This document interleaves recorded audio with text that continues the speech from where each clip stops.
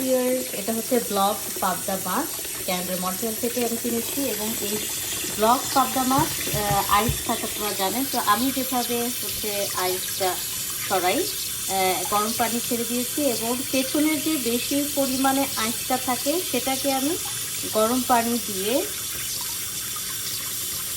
গলিয়ে নিচ্ছি।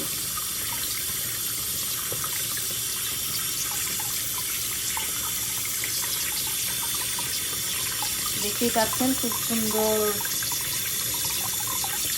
আইসটা সরে যাচ্ছে, কিন্তু মাছের গায়ে কিন্তু গরম পানিটা লাগছে না, জাস্ট আইসটা আমি সরাবো। আইসটা সরে গেলেই তারপর হচ্ছে মাছটাকে, এই যে এটা হচ্ছে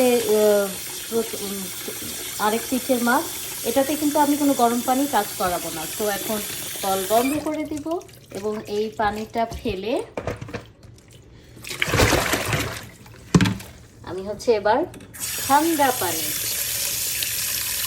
পানিতে এবার এই মাছটুকু দিয়ে দিব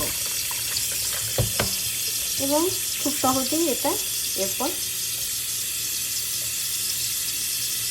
আইসটা ছেড়ে যাবে। এরপর রান্না বান্না করে সুন্দর করে খাওয়া দাওয়া। সবাই ভালো থাকবেন, সুস্থ থাকবেন। Thank you so much for watching. Bye by.